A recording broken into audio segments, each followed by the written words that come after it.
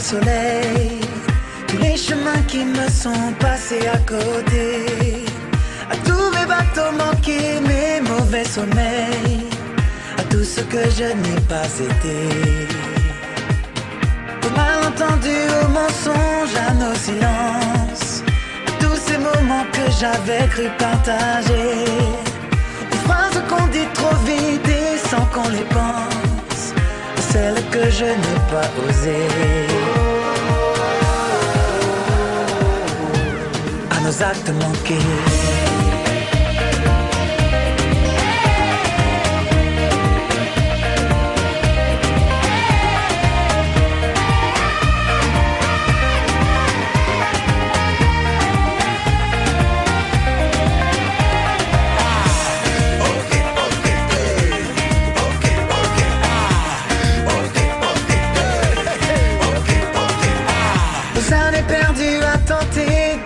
À tous les murs que je n'aurais pas su briser, à tout ce que j'ai pas vu tout près, juste à côté, ce que j'aurais mieux fait d'ignorer. Au monde assez de l'heure qui ne me touche plus, une autre solo que je n'ai pas inventé, tous ces mots que d'autres ont fait rire. Il a été dirigé par M. Déo Moueloa. Son travail s'intitule « Contribution au diagnostic des pannes et impact environnemental de la pollution automobile » basé sur l'analyse des gaz d'échappement, cas du moteur diesel des véhicules type moyen. Alors, M. Kareboué, vous avez 10 minutes pour nous présenter la synthèse de vos recherches. Vous avez la parole. Merci, cher président, pour la parole. Chers membres des jurys, chers professeurs, distingués invités, chers collègues, bonjour. Nous sommes devant vous aujourd'hui pour vous présenter le avis de l'obtention du grade en technique appliquée, intitulé bien évidemment Contribution au diagnostic des pannes et impact environnemental de la pollution automobile basée sur l'analyse des gaz d'échappement. Ce travail vous est présenté par votre humble serviteur, Kayar Mpalacho, et il a été dirigé par l'ingénieur assistant Théo Mouloua Déo. Sans plus tarder, nous allons passer à l'essentiel de notre travail. Le moteur thermique est un organe transformateur d'énergie. Il transforme l'énergie thermique de la combustion carburant plus comburant en énergie mécanique. L'intérêt de ce travail est de lutter contre les violations des normes environnementales, ainsi d'appuyer les normes de la biodiversité internationale. Parmi les causes de la pollution automobile, nous trouvons en avant-plan la maintenance de ces moteurs qui acquisent beaucoup de faiblesses. Et ces faiblesses sont dues à la maintenance qui est prévue systématiquement, c'est-à-dire certains organes du moteur nécessitent l'entretien avant même que l'échéance fixée par les concepteurs ne soit atteinte, d'une part, et d'autre part, certains organes aussi réclament l'entretien avant même que l'échéance fixée par les concepteurs ne soit atteinte. Ces deux problématiques présentent déjà un danger pour l'environnement. De ce fait, nous nous proposons de faire une étude des diagnostics des pannes et impact environnemental de la pollution. Ce travail a plusieurs objectifs, entre autres, déterminer les organes du moteur thermique influents dans la combustion. Deuxièmement, déterminer la composition de la fumée de gaz d'échappement par rapport aux relations mises en œuvre, déterminer l'influence de chaque proportion de constituants sur l'état des organes, montrer comment ces proportions en constituants peuvent être automatiquement calculées. En fonction de l'état de la fumée, diagnostiquer le panne probable du moteur. Et enfin, fixer les séances avec lesquelles on pourra effectuer notre analyse. Et pour rédiger notre travail, nous nous sommes focalisés sur des hypothèses telles que la description du moteur, l'architecture et la maintenance. L'actuelle politique de maintenance, comme le cas vécu à l'entreprise CCC Bosman et Kakan, où à 250 heures de marche, l'équipe de maintenance procède au changement du filtre à huile. À 500 heures, l'équipe de maintenance procède au remplacement du filtre à huile, filtre à gazole, ainsi qu'on souffle le filtre à air.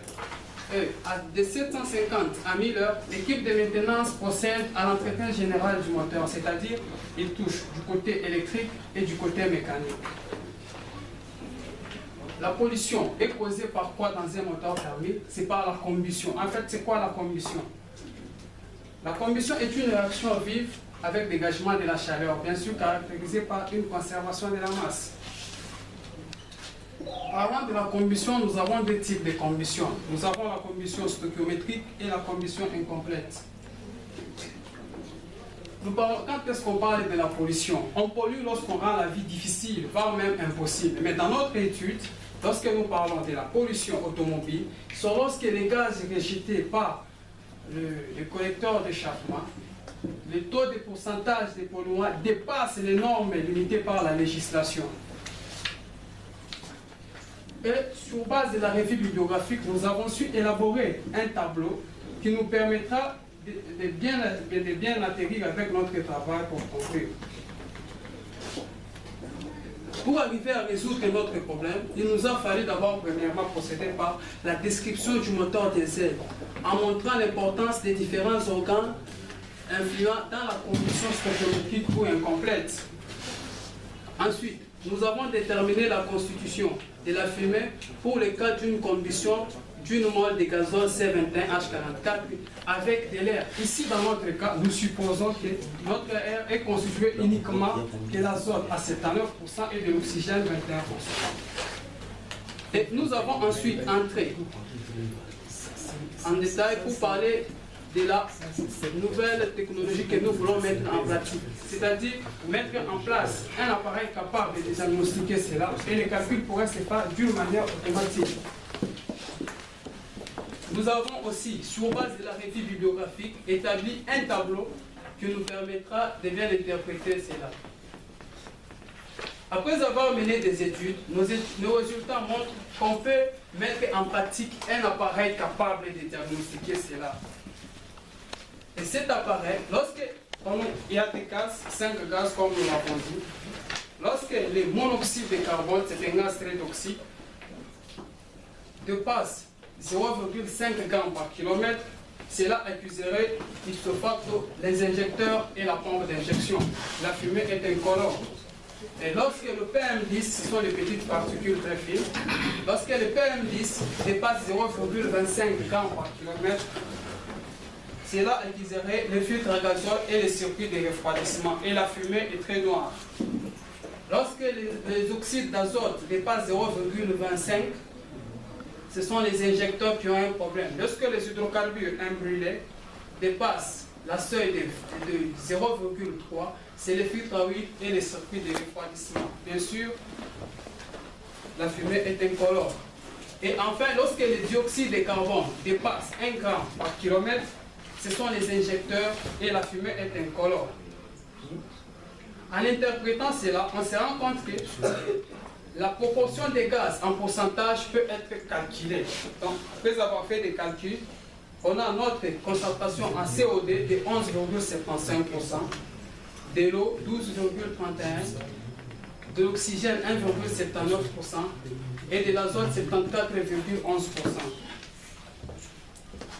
En résumé, dans ce travail, il était question d'apporter notre contribution en vue de limiter les dégâts que nous présentent les moteurs thermiques.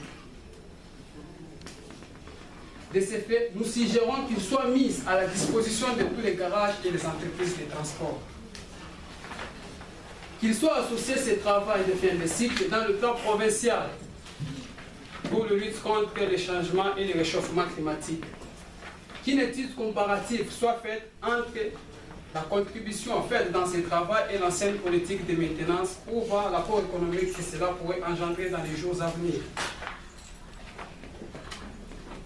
Arrivé à la fin, il nous sera très difficile de conclure notre exposé sans présenter nos remerciements chaleureux et particuliers au directeur de ce travail, monsieur l'assistant ingénieur de Mouelois, qui malgré ses multiples occupations, s'est dépourvu de certaines choses de prendre le cheval de bataille et le commandement de ce travail.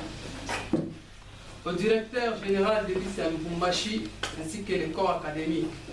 Au délégué des dieux ici sur terre, je cite mes parents, Banzakatenge Prosper et Maman Taylor. Au chef des services électromécaniques de la société CCC Boss Mining, Kakanda, ingénieur Fontaine Kachalambo, ainsi qu'à tous nos compagnons d'élite avec qui nous avons partagé la connaissance et la science ensemble. Je remercie aussi en passant toutes mes connaissances. Ainsi je dis et je vous remercie.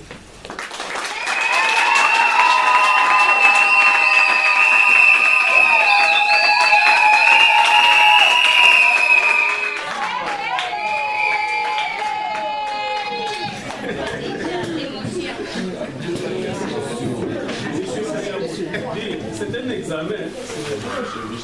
C'est un examen. C'est pour ça que normalement, un examen comme celui-ci, on demanderait aux parents de rester à la maison, préparer des chèvres, pas venir. Là, c'est un examen. Monsieur Kaya, pouvez-vous me dire pourquoi doit-on changer de filtre à huile toutes les 250 heures? Toutes les 250 heures, c'est par rapport au concepteur. Parce que quand un concepteur, un ingénieur conçoit quelque chose, après avoir évalué, après avoir fait des essais à l'entreprise, il y a ce qu'on appelle la durée de vie d'homologation. Donc, le concepteur lui-même a mis le temps normal. Pour lui, il dit qu'à 750 heures ou à 250 heures, normalement, on doit remplacer les fils. Et cela doit être respecté pour la maintenance actuelle.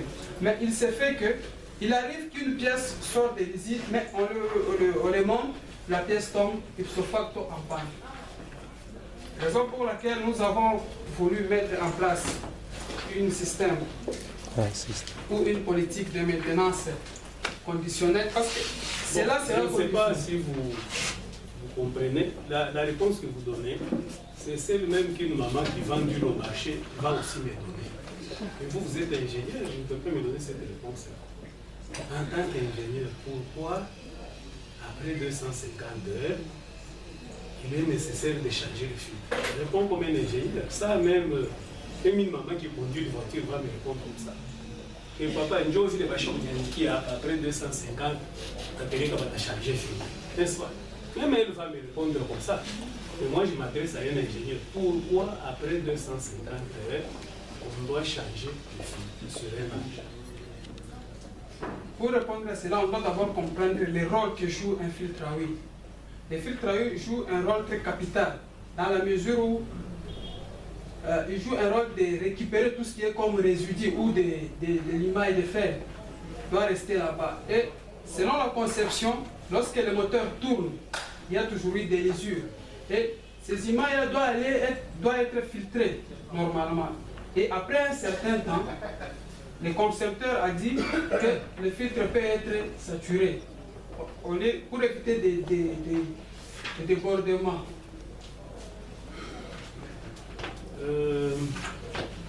Quels sont les types de gaz contenus dans la fumée d'échappement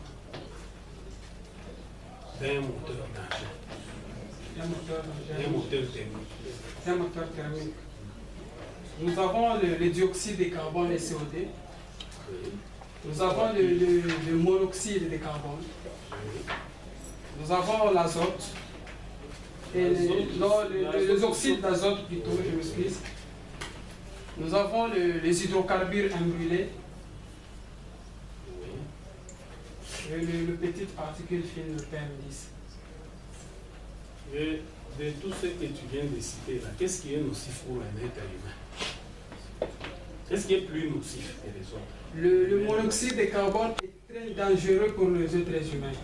Parce qu'à un taux de 0,3% peut tuer quelqu'un dans moins de 30 minutes. Pour un garage d'entretien qui contient plus de 20 engins, ils peuvent être en panne au même moment et tous les 20 à la réparation au même moment. Qu'est-ce qu'il faut pour ce garage pour sécuriser les mécaniciens, les techniciens qui travaillent dedans? Qu'est-ce que vous proposez? Vous êtes chef d'atelier. Vous devez concevoir votre atelier comment?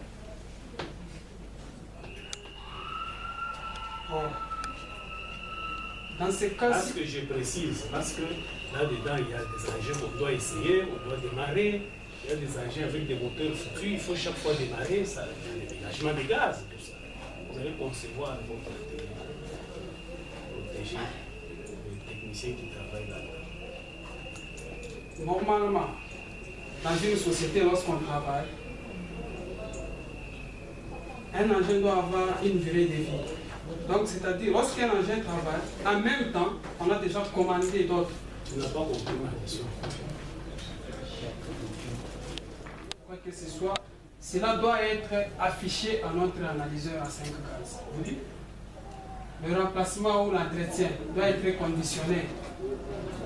Tu as conçu un système qui conditionne ça? Non, on n'a pas conçu un système. Oui, mais c'est quoi hein, ta contribution dans ça hein? C'est qui hein, ça, il y a des idées de Déo, il y a des idées du directeur de Boss Mining, mais tes idées à toi, là où tu dis, tu peux même ouvrir la page, tu dis ça, il y a c'est où?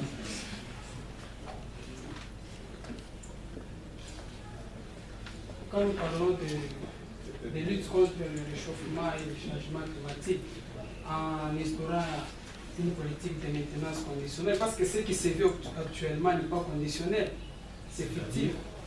C'est-à-dire, conditionnel. parce que On a fixé 250, 500, c'est Oui. conditionnel. C'est conditionnel. c'est conditionnel. C'est conditionnel. Mais il arrive qu'une pièce soit de l'usine déjà foutue. Donc on monte une pièce qui ne donne pas. On va prendre une autre. On va prendre une autre. Au magasin, il y en a. On dit erreur de fabrication. On prend. Bon, le problème ne se base pas sur le budget ou si on peut aller encore payer. Le problème se base sur, se focalise, donc l'optique de ce travail se focalise beaucoup plus à la protection de l'environnement. Ah, bon. Regardez au centre. Il y a beaucoup de véhicules. Tu peux proposer quoi pour lutter contre la pollution? Ou diminuer dans soi. Toi, supposons que c'est toi le maire, tu peux proposer. Que ce système soit d'application sur toute Quel système? de la politique de maintenance conditionnelle en payant un analyseur à 5 gaz. Non. Les gaz sont toujours là. Même un véhicule qui sort de l'entretien, il dégage toujours, il pollue. Bon, Dès qu'on démarre le moteur, il est en vie, il pollue. le problème n'est pas d'éliminer totalement, Oui. mais d'atténuer. Comment ça? On donne une proposition concrète. Comment on peut atténuer? On peut atténuer dans la mesure où, lorsqu'on attend à ce que le moteur puisse réaliser 250 heures de marche, alors que le filtre à huile, par exemple, a été bouché à 150 heures, donc on comprend par cela que les 100 heures qui restent sera polluant. Non. Même un véhicule neuf, il pollue. Dès que tu le démarres, tu te promènes là, il pollue. Il y a toujours Ne crois pas que c'est seulement un vieux moteur qui a des gaz qui s'échappent. Nous-mêmes, il faut faire comme en France, comme dans des pays développés. On dit par exemple journée sans véhicule. Tout le monde a vélo. Par exemple. Comme ça, ces jours-là, l'atmosphère se repose, ne reçoit pas de CO, voilà, par exemple. Donc ne crois pas qu'il n'y a qu'un vieux moteur qui fait qui a des gaz d'échappement. Non, même nous. Les gaz d'échappement sont toujours là. Bon, voilà, je passe la parole au deuxième lecteur. Merci, M. le Président. Et c'est Joël. Allons-y, la page 9.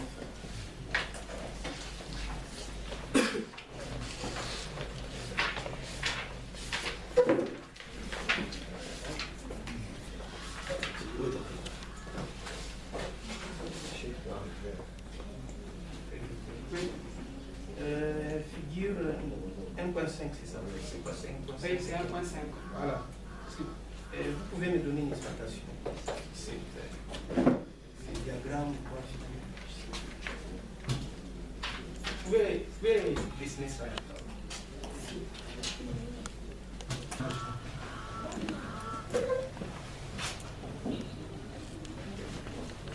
Mettez d'abord les pieds là-bas, ensuite, je ne sais pas baisser la sécurité. le volet de pression. Voilà. Excusez-moi.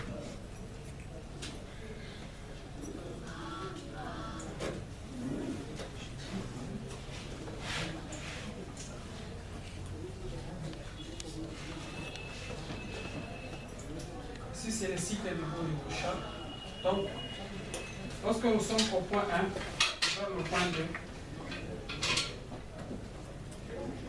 le piston quitte du point haut vers le point bas en aspirant le gaz.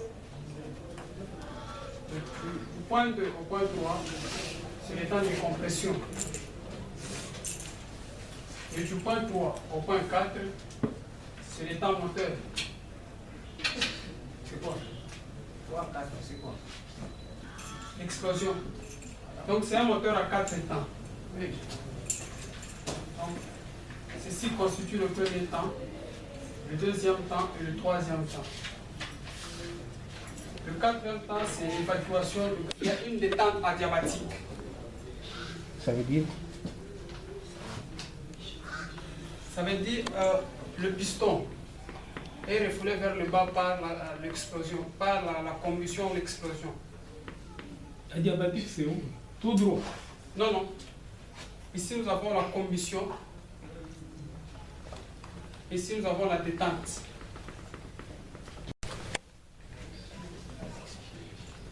Bon, passons. Est-ce que vous pouvez expliquer comment se passe la combustion dans un moteur? Comment se passe la combustion dans un moteur? La combustion se passe de deux manières. Nous pouvons avoir la combustion incomplète ou la combustion stoichiométrique. Ça veut dire? Ça veut dire que nous avons la combustion incomplète. Cela dépend de soit il y a l'excès d'air ou déficit d'air. Et cela est comparé par le coefficient d'air lambda. Lambda normalement doit être égal à 1 pour réaliser une combustion stoichiométrique. Lorsqu'il y a déficit d'air, c'est-à-dire on retrouvera au collecteur d'échappement des hydrocarbures imbrûlés.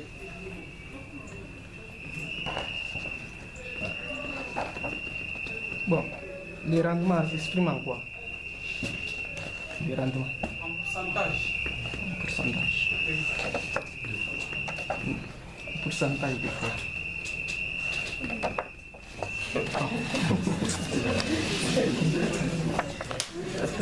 Alors, c'est la page 15 aussi. Oui. Page 15. Vous avez parlé de la vitesse moyenne. Maintenant, la vitesse max. Ça y est. Vous avez parlé de la vitesse moyenne du piston. Donc, si on a la vitesse moyenne, on doit avoir une vitesse max pour faire la moyenne. Page 15.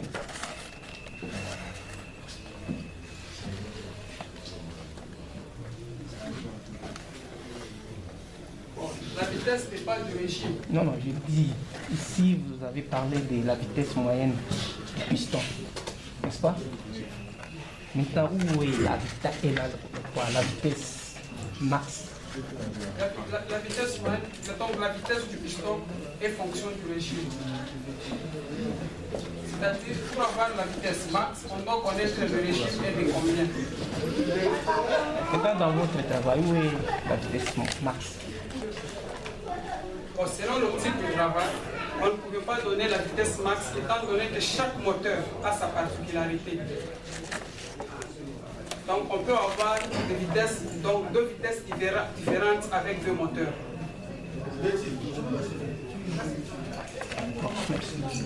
Merci. Merci. Nous remettons la parole au directeur du travail, M. Diop. Merci pour la parole. Je m'excuse pour la voix. Bon, personnellement, je suis à moitié émerveillé, à moitié... Bon, dire que déçu, c'est trop dire. Parce qu'on a eu à travailler avec toi pendant longtemps. Ton dynamisme que tu fais montre depuis le début de ce travail n'est pas celui que tu affiches aujourd'hui. ne sais pas parce que tu as stressé, tu n'étais pas attendu à défendre le premier. Tu passais pratiquement pas à côté de la plaque, mais en donnant des réponses approximatives. Okay? Ce qui nous laisse encore, on a encore au-dedans de nous des soucis par rapport à la profondeur de ce que tu as à faire comme recherche. Pour répondre à la question de monsieur Léra, par rapport à la contribution. En fait, aujourd'hui, la maintenance est faite de manière préventive systématique. Ça signifie qu'il y a des échéances qui sont fixées. On peut dire par exemple, tous les 2000 km, on fait l'entretien général du moteur. Mais c'est fait qu'il arrive des fois que quand le véhicule va à l'entretien, il y a encore des équipements du moteur qui sont encore en bon état, qui n'ont pas besoin d'être remplacés. Ça pose pratiquement un manque à gagner si on doit faire par exemple l'entretien à échelle industrielle. Et d'autre part, il y a d'autres véhicules aussi, on peut avoir eu à fixer l'échéance à 2000 km, mais il se passe pratiquement des faiblesses dans la conception même et ou la réalisation, la fabrication de l'équipement. Exemple le filtre par exemple. Et qu'on se retrouve pratiquement avec un véhicule qui demande de l'entretien avant même que l'échéance soit atteinte. C'est ainsi qu'on a eu à mettre en place, on a eu à faire notre étude pour essayer d'apporter notre contribution à la maintenance qui était autrefois systématique. On a essayé de la conditionner par l'analyse du gaz d'échappement. Okay? Parce que tous nous savons très bien, tout véhicule bien sûr il pollue jusqu'on les démarre. C'est bien sûr, pour essayer de légiférer cela, il y a des normes environnementales qui sont déjà bien fixées par les organismes internationaux pour arriver à fixer les limites tolérables. C'est en fonction de ces limites que nous avons eu en place notre côté maintenance. Ainsi donc, comment ça fonctionnerait? On fixe des échéances selon lesquelles on viendrait avec un analyseur à 5 gaz pour évaluer la composition de chaque constituant de la fumée et essayer par la suite de comparer maintenant le produit de combustion avec les normes qui sont fixées par l'OMS. Et par la suite, si on remarque qu'il y a un dépassement par rapport à certains paramètres, on essaye d'interpréter ces résultats et proposer des actions spécifiques. Ainsi donc, avec cela, on arriverait à limiter maintenant, à limiter la maintenance en se basant tout simplement au remplacement des équipements qui sont réellement défectueux. C'était en bref ça l'objectif du travail. Mais donc, bon, utiliser les gaz d'échappement comme échantillon, on analyser et de là fixer les critères, oui, les critères pour reconnaître les pannes éventuelles. C'est présenté en clair dans son travail, mais malheureusement, je ne sais pas qu'il a stressé. Il est passé plus ou moins à côté de la plaque. Mais du reste, je tiens quand même à le féliciter parce que de tous les étudiants que j'ai eu à recevoir, personnellement, c'est le seul qui m'a posé moins de problèmes. Et il est plus ou moins discipliné dans ce qu'il fait. Quand on demande de venir à 10h, il est là à 10h. Quand on demande de faire ceci, contrairement aux autres étudiants qui sont vraiment, que je qualifie pratiquement des fanfarons. Parce que lui, personnellement, il s'est montré trop diligent. Et sur ce, je le félicite, je l'encourage pour l'avenir. Je pense qu'il fera un bon ingénieur s'il s'est donné encore un peu plus. Merci. Monsieur Kayaboué,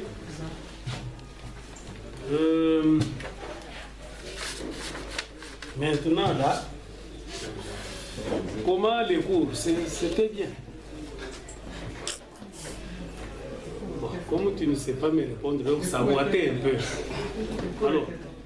Alors si ça boitait, maintenant, c'est le mélange de ça et des cours qui ont boité. C'est de cela et se décidera la décision finale. Donc en attendant la décision du jury qui va juger de l'ensemble là, hein, de ce que tu viens de faire aujourd'hui, et ta démarche tout au long de l'année en y incluant les fuites dans les auditoires, tout ça, de l'ensemble là, hein, c'est de là que viendra le pourcentage, n'est-ce pas?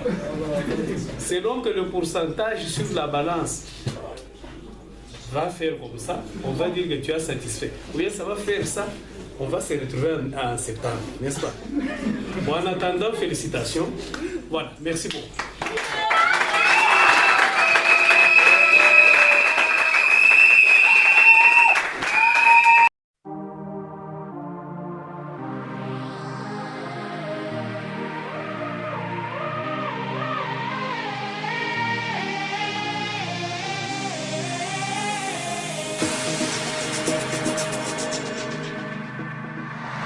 À tous mes loupés, mes ratés, mes vrais soleils, tous les chemins qui me sont passés à côté, à tous mes bateaux manqués, mes mauvais sommeils, à tout ce que je n'ai pas été, aux malentendus, aux mensonges, à nos silences, à tous ces moments que j'avais cru partager, aux phrases qu'on dit trop vite et sans qu'on les pense, celles que je n'ai pas osées, à nos actes manqués.